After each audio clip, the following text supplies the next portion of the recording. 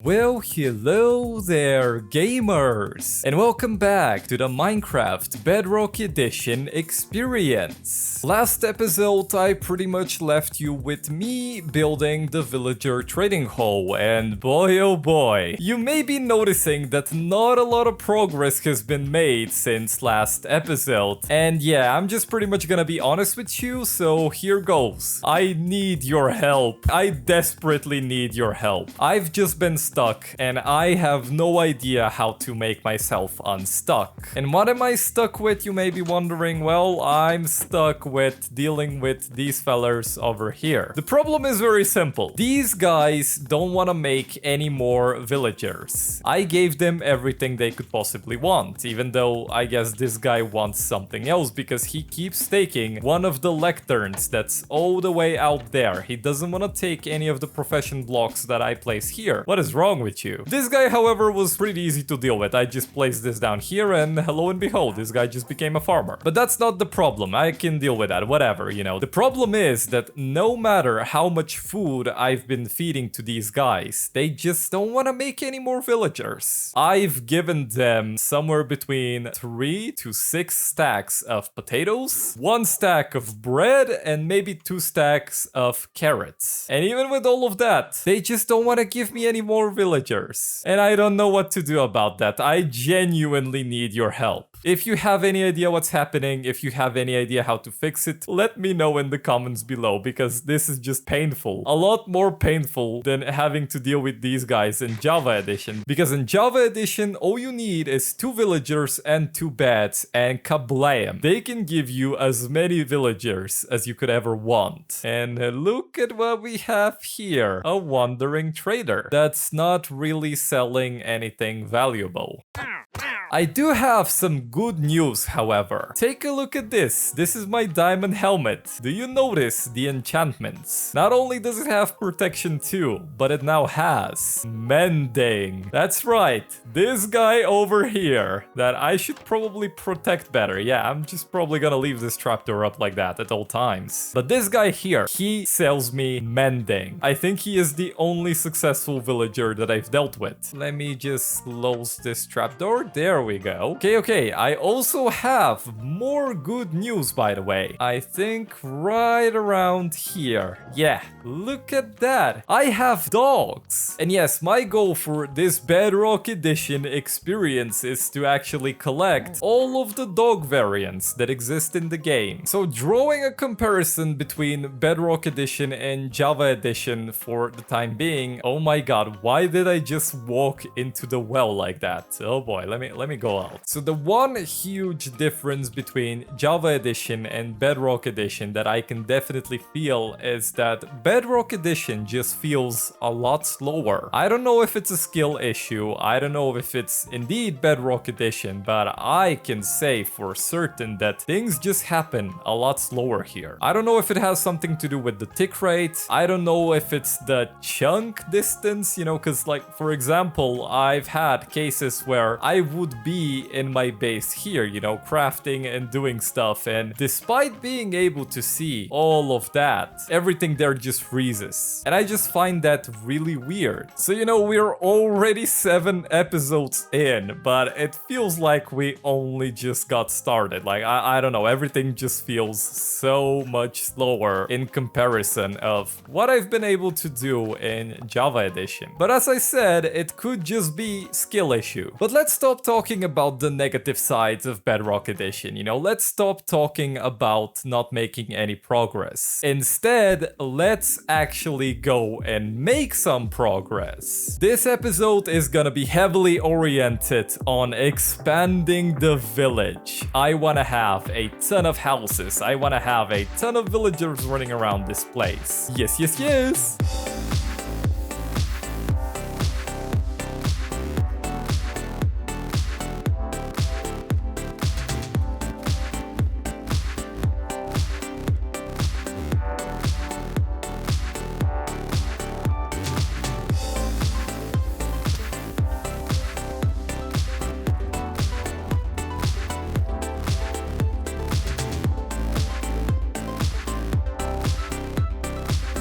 And I think that this is the perfect point in the video to cut in and tell you that I was terribly sick for the past 2 weeks. And I actually missed out on quite a few things, such as Minecraft Live, where they announced the brand new mob to the game. Actually, 2 of them, the Nautilus and the Zombie Nautilus. Also, we have a new weapon, the Spear. Also, Hermitcraft Season 10 concluded. I also missed out on that. Minecraft also received a new update, the Copper Age, which I haven't even played yet. And probably the worst thing that I missed out on is that the Dacia Sandero has been delayed again. Oh no!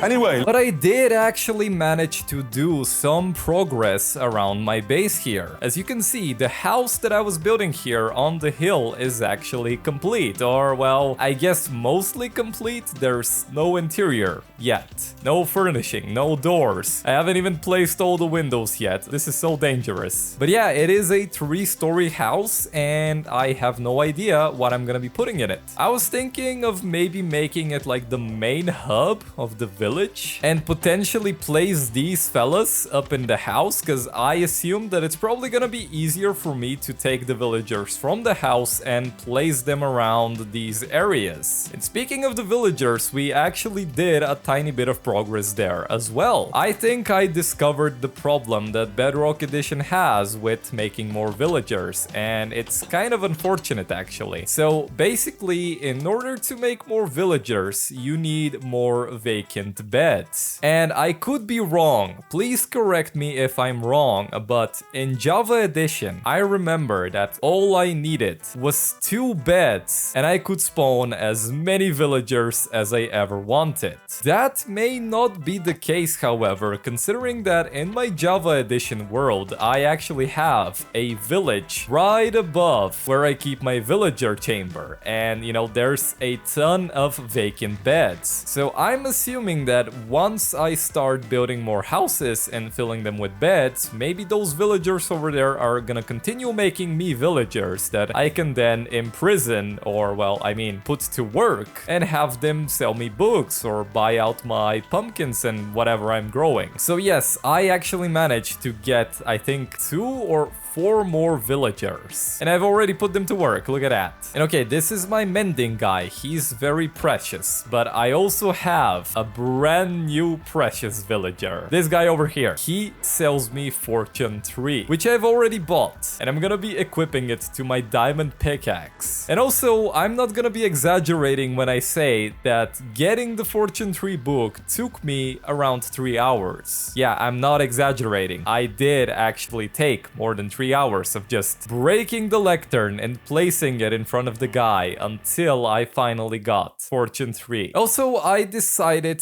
to update this existing house over here, you know, improve on it. I gave it another floor, I gave it a better roof, some balconies, and of course, like the first house, there is no furniture, but once again, we have 3 floors. And you know what that means? That means 3 floors of villagers that I can trade with or, you know, have them roam around the village. And look at that, yet another house. And to be fair, these houses really aren't anything special. They're not unique, they're not like eye-catching or something. I think I'm trying to make them mostly functional while trying to make them look as best as possible, I guess. Even though I'm not entirely sure I really like how this house turned out. I might actually change it up a bit because this roof over here just looks kind of awkward. And now I want to tackle yet another thing that I want to do for the village before I have more houses and more villagers roaming around. And that is the fence situation. So unfortunately, this place is still pretty dangerous when it gets dark. And oh boy, look at that, the sun is setting, so that's gonna happen any moment now. And wait, I just noticed there's a lead here. I'm gonna be taking that. Thank you, Mr. Wandering Trader. And yeah, you know, I've tried my best to light this place up. I think we don't have any zombies spawning around this this area, maybe I should probably place down some more torches, you know, just in case. I don't want any nasty spawning and destroying my terrain or attacking me or my villagers. But I also need to build a nice fence to keep out the nasties in the not lit areas, such as over here. And I've already made out the shape. I guess I've placed down these wooden beams. And now we're gonna take a ton of leaves and just place them, I guess, in a shape that makes a fence. A fence made out of leaves? Is that really a fence? That's not really a fence. That's just a lot of bushes that are shaped to be a fence. Why am I overthinking this?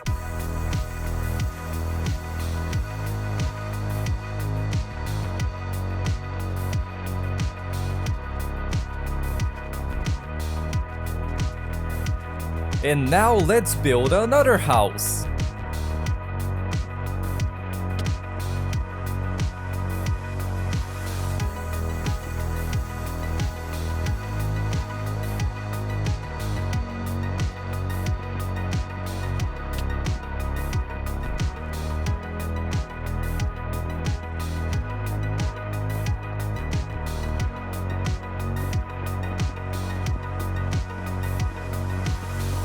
And just like that, our tiny little village is finally starting to take shape. Even though it's still pretty empty right now. We only have 3 houses down here and, you know, obviously not forgetting the one up top. And I kind of have plans to completely demolish those ones over there. They don't really fit the theme that I'm going for. I mean, maybe I could just keep them and build them and improve them better like I did with this cobblestone one. I still have no idea what my end goal with this Bedrock series even is. I pretty much just started to experience what Bedrock Edition is like, you know, considering that I've never played it before and I've only been playing Java Edition for the past 13 years, but instead I kinda ended up sticking around here and, you know, just building and planning and just feeling cozy around Bedrock Edition. Yeah, I'm actually gonna admit it, I am actually thoroughly enjoying Bedrock Edition, which is something that I did not expect. And wait a minute, there's a wandering trader. Hello, fella. What are you selling? Kinda useless stuff. Well, I did at least stumble upon a couple wandering traders that were actually selling useful things, like for example this. Yeah, that's right, I found a wandering trader that was actually selling mangrove propagules, and just like that, we have mangrove trees. I also stumbled upon one that was selling pale oak saplings, but I unfortunately messed that up. So I pretty much had a pale oak tree planted over there, and then I went to harvest it, and you know, build up the latest house using pale oak, but I forgot to collect the saplings. So now we only have 13 pale oak logs left. I am not gonna be able to find more pale oak unless I actually go and discover the biome or I stumble upon another wandering trader that can offer me pale oak saplings. But enough about that, let's talk the village. Even though, is it really a village at this point? It's still kinda empty and vacant and, you know, the houses aren't even furnished. Oh boy. Now let me see, I did actually experiment with placing down some beds, and have these guys made new villagers? No, they have not. This guy just keeps changing his profession for whatever reason. I guess I should put another block here. Oh wait, there is another block here, but for whatever reason this guy doesn't want to use it. Oh my god, what? Wait a minute. Hello? Huh? Okay, I didn't see that guy when I entered this room first. That actually means that these guys have indeed given me another villager. What about here? Is there another one here? No, there isn't. Okay.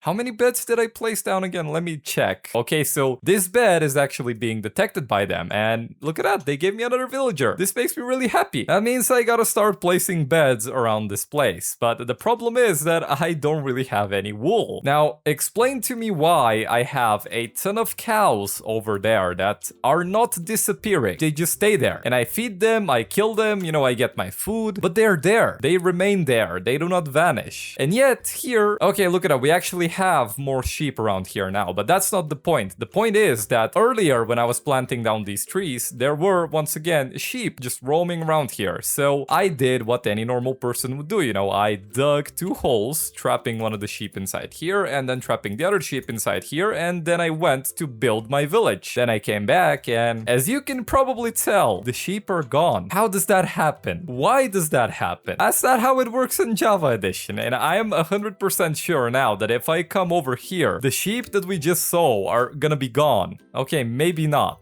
Maybe not, but wait, there was 2 of them. Okay.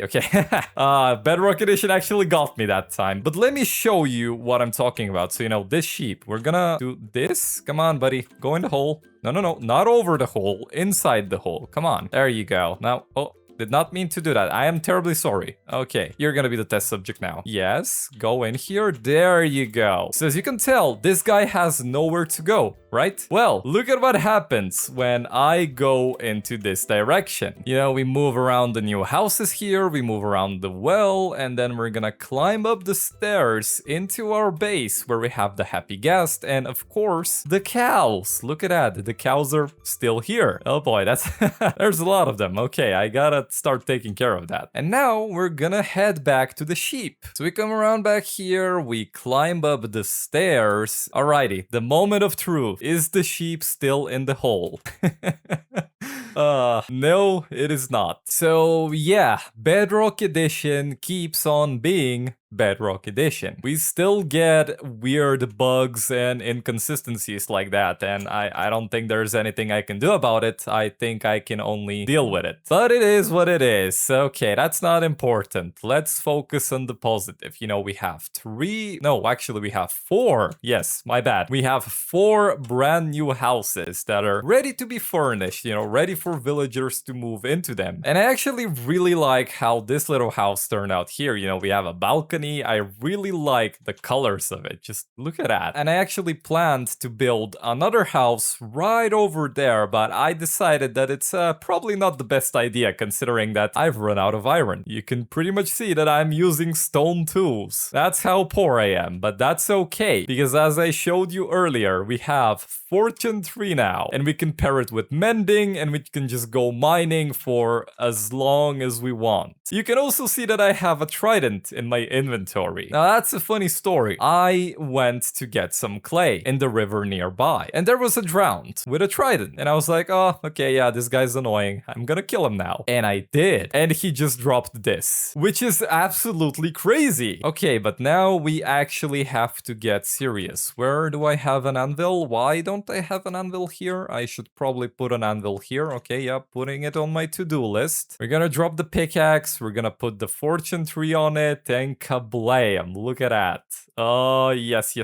Now, I am actually gonna keep my trident at home just in case I die. You know, it's probably the best idea to do so. And we are going to be heading into the mines in between episodes because now that we have the Copper Age update, I no longer have an excuse for not mining copper because that's exactly what I did up until this point. Even in Java Edition, even in my 4-year-old hardcore world, I barely mined copper. I think I only recently started using it in like my latest builds, but it was only a very tiny amount and I didn't actually go mining for it. I basically found a couple trial chambers and I just took all the copper from there. But now that we have the copper golem and all the copper variants of items and blocks, oh boy, I really want to get my hands on some copper. So I'm going to be ending this video with me going into the mines. So my fellow gamers, thank you so much for watching. If you like this video, please consider liking and subscribing because it will help me out a ton. And of course, I'm going to be seeing you in the next episode.